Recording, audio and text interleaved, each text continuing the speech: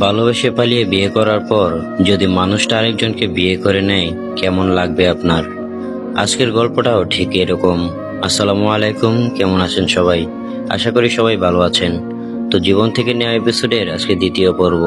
তো আজকের গল্পে আরেকটা ভালোবাসার গল্প শেয়ার করব। আশা করি আপনাদের ভালো লাগবে। আজকের গল্পটা পাঠিয়েছে ইন্ডিয়ার কলকাতার বারাসাত থেকে এক ভাই। তো চলুন বেশি দেরি না করে গল্পটা শুরু করা যাক। আমি ছোটবেলা থেকে অনেক লাজুক প্রকৃতির ছিলাম। আমার বাড়িতে আমার বাবা মা, আমরা 3 ভাই বোন থাকি। আমাদের আর্থিক অবস্থা মধ্যবিত্ত বলা চলে। আমি একটা মেয়েকে প্রচন্ড রকমের ভালোবাসতাম। কতটা ভালোবাসতাম তা হয়তো বোঝাতে পারবো না। ওর বাড়ি আমাদের বাড়ির পাশেই, একই পাড়াতে।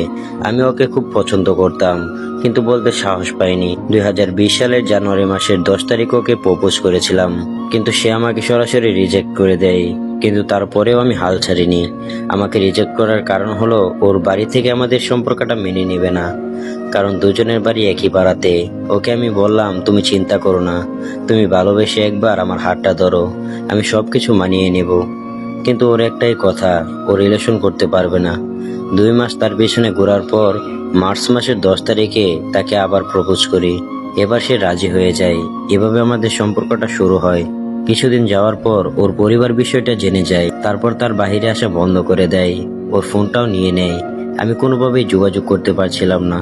তবে কিছুদিন পর সুযোগ পেলে অন্যের ফোন দিয়ে আমাকে ফোন দিত, 2-1 মিনিট কথা হতো। এভাবেই কিছুদিন চলে যায়। কিন্তু 10-15 দিন যাওয়ার পর আমার সাথে সে আর যোগাযোগ করে না। আমাকে কেমন যেন ইগনোর করতো, আমার সাথে কথা বলতে চাইতো না, আমাকে সহ্যই করতে পারতো না। তার কিছুদিন পর সে আমার সাথে একেবারেই যোগাযোগ বন্ধ করে দেয়। আমি আর কোনোভাবেই তার সাথে যোগাযোগ করতে পারছিলাম না। আমি বুঝতে পারছিলাম না ও আমার সাথে কেন এমন করছিল। ও তো এমন ছিল না, হঠাৎ কি হলো আমার সাথে? কথা বলতে না পারলে যে মানুষটা শটফট করতো, আমাকে দেখার জন্য প্রতিদিন বায়না ধরতো, সেই মানুষটার এমন বদলে যাওয়া আমি মেনে নিতে পারলাম না। আমি কি করব কিছুই বুঝতে পারছিলাম না। আমি ওর একটা বান্ধবীর সাথে যোগাযোগ করলাম। ওর থেকে যেটা শুনলাম সেটা শোনার পর আমি মোটেও প্রস্তুত ছিলাম না। ওর বাবা মা নাকি আমাকে ভুলিয়ে দেওয়ার জন্য ওকে নিয়ে একজন সাধুর কাছে যায়, আর সেই সাধু নাকি ওকে একটা তাবিজ পরিয়ে দেয়। তারপর থেকে ও কেমন যেন হয়ে যায়। এটা শোনার পর খুব কষ্ট পেয়েছিলাম আমি। তারপরও আমি ওর সাথে যোগাযোগ করার অনেক চেষ্টা করেছিলাম, কিন্তু ও কোনোভাবে আমার সাথে কথা বলতে চায় না। এভাবে 6টা মাস চলে যায়। তারপর ও নিজে থেকে আমাকে কল দেয় আর বলে, আমার পরিবার থেকে আমাকে অনেক চাপ দিয়েছে, সেই কারণে তোমাকে ইগনোর করেছিলাম, কিন্তু আমি তোমাকে কষ্ট দিতে চাইনি। কেন যেন তোমার সাথে খারাপ ব্যবহার করতাম, নিজেকে সামলাতে পারতাম না। তারপর থেকে আমাদের রিলেশনটা আবার শুরু হয়ে যায়। কিন্তু হঠাৎ করে ওর বাড়ি থেকে বিয়ের জন্য চাপ দিতে থাকে। ও আমাকে বলে, তুমি কিছু একটা করো, আমি তোমাকে হারাতে চাই না। আমি ওকে অনেক ভালোবাসতাম, আমি ওকে হারাতে চাই না। আমরা ঠিক করলাম আমরা পালিয়ে যাব। আমরা বাসা থেকে পালিয়ে যাই। 3 দিন পর্যন্ত আমরা ফোন অফ করে রাখি। ওর পরিবার আমার পরিবারকে বিভিন্নভাবে চাপ দিতে থাকে, ভয় দেখাতে লাগলো। 3 দিন পর ফোন অন করার সাথে সাথে আমার বাবার নাম্বার থেকে কল আসে। ফোন রিসিভ করতে বাবা আমায় কান্না করতে করতে বলে, বাবা তোরা কোথায় আছিস, তাড়াতাড়ি বাড়িতে চলে আয়, ওর বাবার অনেক ঝামেলা করছে। ওই দিন আমার বাবার কান্না দেখে নিজের প্রতি খুব ঘৃণা হচ্ছিল। তখন মনে হচ্ছিল যে আমি সত্যিই ভুল করেছি। তাই আমি ঠিক করলাম বাড়িতে যাব। পরের দিন আমি ওকে নিয়ে বাড়িতে চলে আসি। বাড়িতে আসার পর ওকে ওর পরিবার নিয়ে চলে যায়। ওই দিন ওকে এতটাই মেরেছিল যা বলে বোঝানো যাবে না। আমাদের আবার যোগাযোগ বন্ধ হয়ে যায়। পরিবেশটা কিছুটা শান্ত হলে আমি ওর বান্ধবীকে দিয়ে আবার ওর সাথে যোগাযোগ করি, কিন্তু ও আমাকে বলে, তুমি আমাকে ভুলে যাও, আমি তোমাকে আর ভালোবাসি না। আমার আব্বু আম্মু যেখানে বিয়ে দেবে আমি সেখানেই বিয়ে করব। তুমি আমার সাথে কখনো যোগাযোগ করার চেষ্টা করবে না। তার এই কথা শুনে আমার পায়ের তলা থেকে মাটি সরে যায়। অনেক কান্না করলাম, ওকে অনেক বুঝালাম, কিন্তু ওর মন আর গলাতে পারিনি।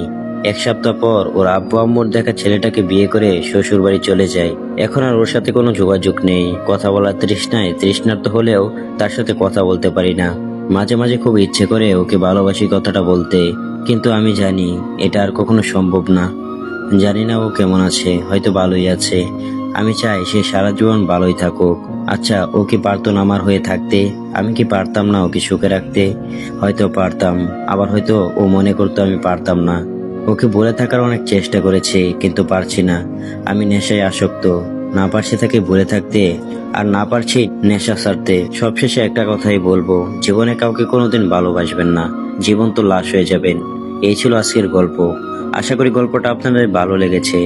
একটাবার চিন্তা করে দেখুন তো, যদি তারা রিলেশনে না যেত তাহলে কি তাদের জীবনে এমনটা হতো? হয়তো হতো না। হয়তো তারা দুজনেই একটা সুন্দর জীবন উপভোগ করতে পারতো।